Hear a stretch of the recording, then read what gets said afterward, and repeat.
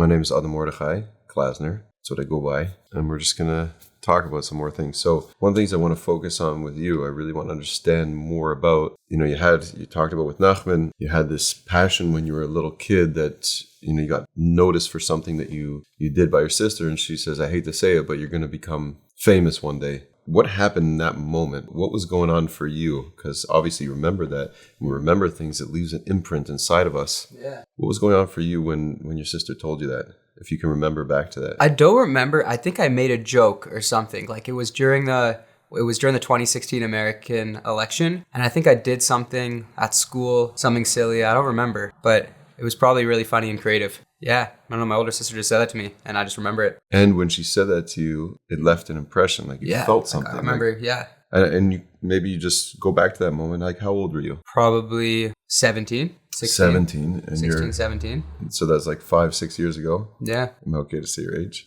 Yeah, you can. 23. Okay, so 23 years old, 6 years ago, and your sister says something to you like you're going to be famous. And today, I mean, that's literally what's happening. Yeah. So it obviously planted something. It pressed something upon me that one day I'm actually going to... So she left something there. What was that? If you can remember back, that 17-year-old teenager who was just doing something what she thought was creative but sort of stupid, fueled this whole thing now where you have 15,000 people or whatever it is, 14,000, 13.6. Yeah, right now.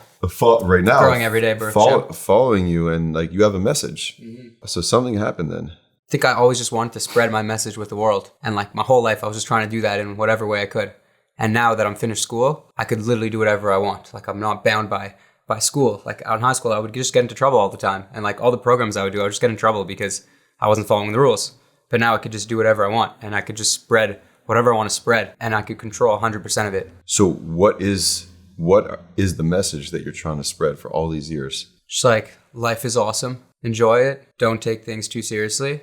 Okay. These are like slogans. Yeah. But I mean, like what is Jeremy Urbach, since that 17-year-old kid continued into Geschmack Herring, and now it's like this big following. What is Jeremy Urbach's message to the world? What is he trying to spread?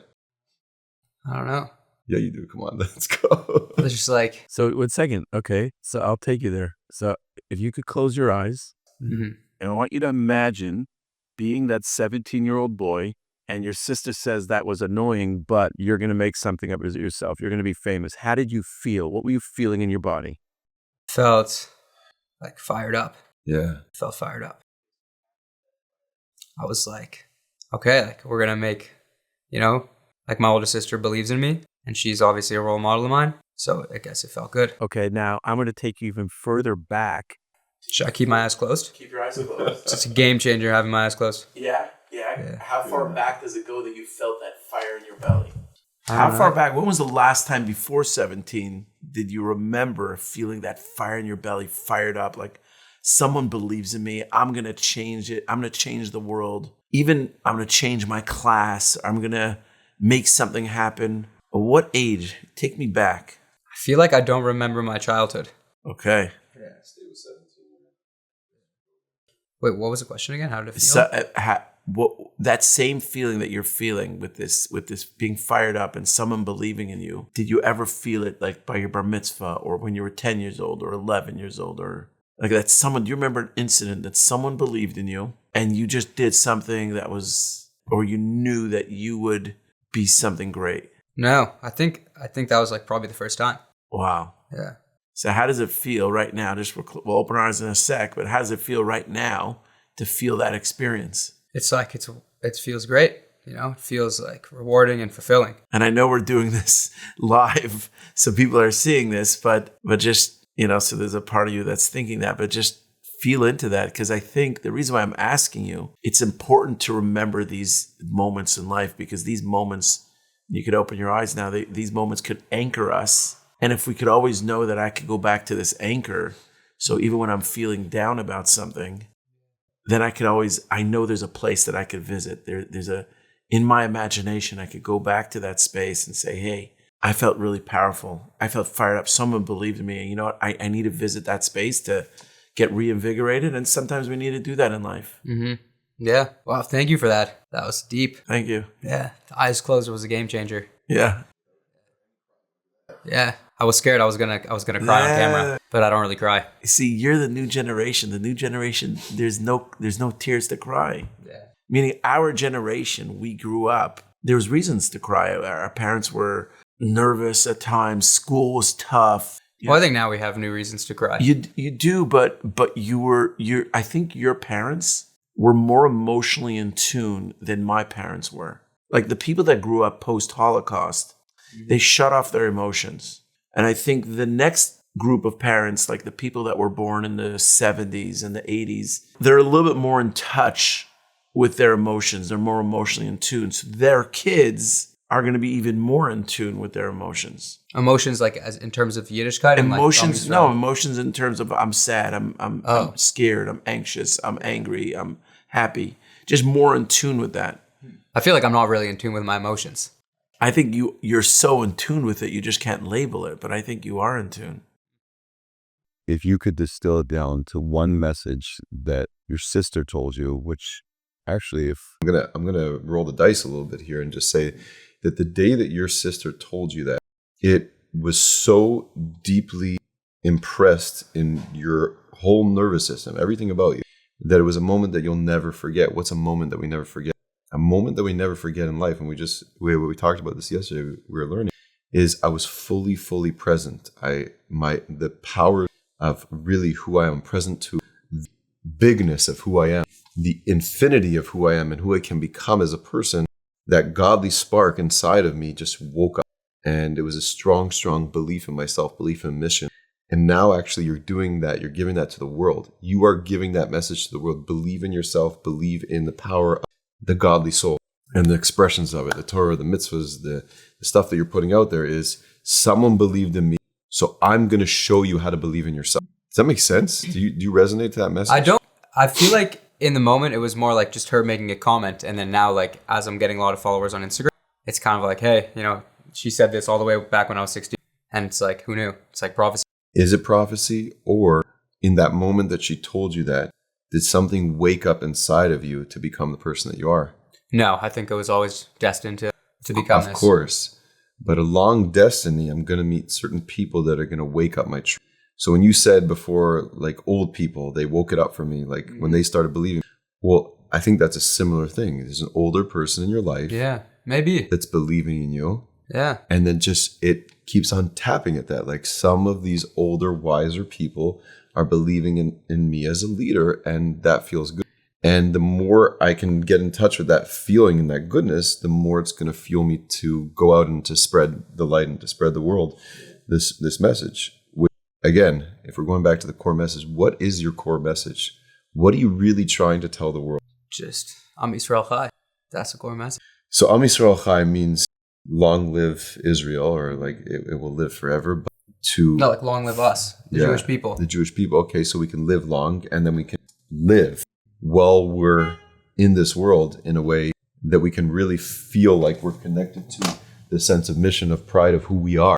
And I think that's a lot of what you're trying to do. You're trying to set that people should be proud of who they are. People should stand up for who they are. And we're Am Yisrael, and like you got to stand up. This year on campus there were protests all the time, like for the Palestinian, for their riots. And I just felt like I had to go and just scream Am Yisrael Chai in their faces, just to like show them that I'm not going anywhere. Mm-hmm. That's it. Just I'm not going anywhere. I'm not going anywhere. And you want the rest of the world to know that I'm not going anywhere. Yeah, and I want other people to start waking up and, realizing that we're here to stay and becoming strong. What happens if everyone wakes up? And we bring Mashiach. Yeah, so that's the goal. So Mashiach is what exactly? It's the realization of our true mission. All the Yidden are going to be in Israel, where we belong.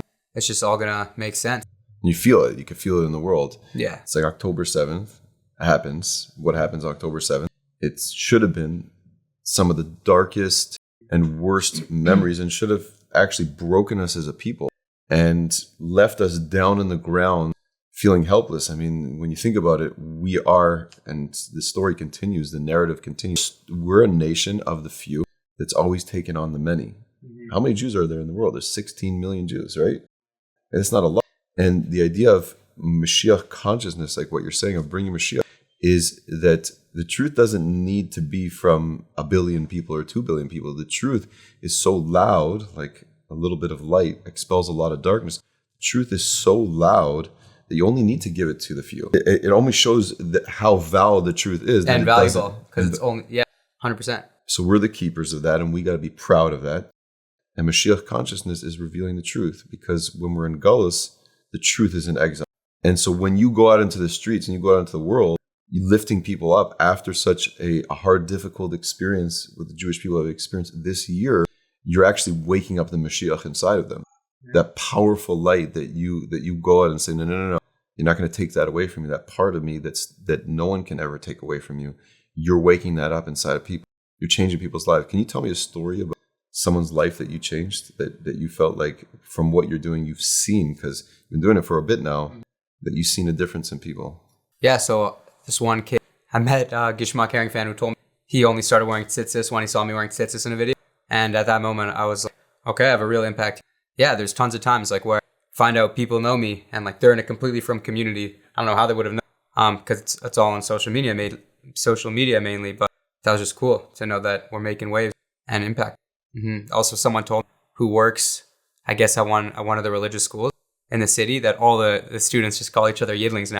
And like that to me is pretty funny, because that's just something that totally just came to me. Yeah, what is that? What is that Yidlings thing? Well, I've always been a fan of Star Wars, and I've always like seen the connection between the Jedi and Jews, because like they're the forces of light and like the keepers of ancient wisdom, but they're also like really cool warriors that are saving the world. And the kids they train are called younglings. So you literally took something from Star Wars and transformed it, because everything's being able to see God and everything. Yeah. So you're on a mission to show people that they're Jedis, basically, that they're powerful heroes and they hold the light. Wow. And we're like a really ancient tradition. I have a friend, a good friend, he lives out in Florida, and he said this is what he puts his kid to sleep with, is these Geschmack Herring videos, because there's not too much good Jewish comedy type stuff out there. And there's also not a lot of Jewish stuff in general. Like when people are scrolling on Instagram Reels, it's so gullus. And then they see a Geschmack Herring video. It's like 1 minute of like, this is like kind of Kedusha. Yeah.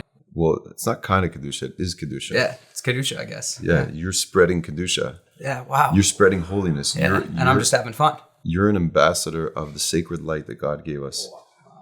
Can you say that? Can you actually say? I want to hear you say that. I'm an ambassador of the sacred light that God gave us. Now put your hand down and say it with full, like, just without moving, taking a deep breath, and recognize the light that you hold inside of you. Can we repeat the statement again? I don't even remember what I said. I am an ambassador of the sacred light that God gave to the world. And I'm teaching others to know that as well. Okay, one second. When you do that... Ooh. No. I don't think he should look at the camera. I think he should look at me, because then it's too planned. It'll be like dramatic though. First of all, that is something that you could use.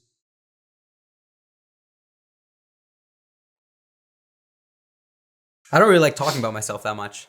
I know, but you know what? It comes across People as like a bit of have to know selfish. what you're doing, because that's going to take it to the next level. Yeah. People need to know your why. But why can't other people just tell me that I'm? Because I told you. Yeah. I told you. Now you're just saying it. So maybe you want me to just tell you? Yeah, sure. Yeah. The way I see you and the way I've been seeing what you're doing is you're literally holding this strong presence of what God is in this world by being an ambassador of the sacred light that God has given every single one of us. And that's why I feel connected to you, because even though I don't also like to talk about myself, I feel like that's what I'm doing. And it feels real to me. Like when I go to sleep at the end of every night, after I finish what I'm doing, I feel good about what I'm doing with my life and the message that I'm putting out to the world. That's the most important thing. Yeah. I think we got to teach everyone. I feel that also. I go to bed happy. I wake up happy. I wake up excited. But there's struggle. We all go through struggles and different things that happen. You're giving that to people. You're giving the belief in people that they should feel that they are also that ambassador of the sacred light that God has given us. And the world looks scary. The way things are unfolding, it's like it looks really scary. And when there's fear and when there's terror in the air, it's trying to take us away from that light so much. It's trying to take us away from that light so much. So it swarms the media, and it's forcing us to find our own light inside. Like we have to do that. That's the only you found that because someone believed in you, and the people keep on believing in you, and you keep on waking up that inner belief that you have for yourself, and you're giving that to others. It's amazing.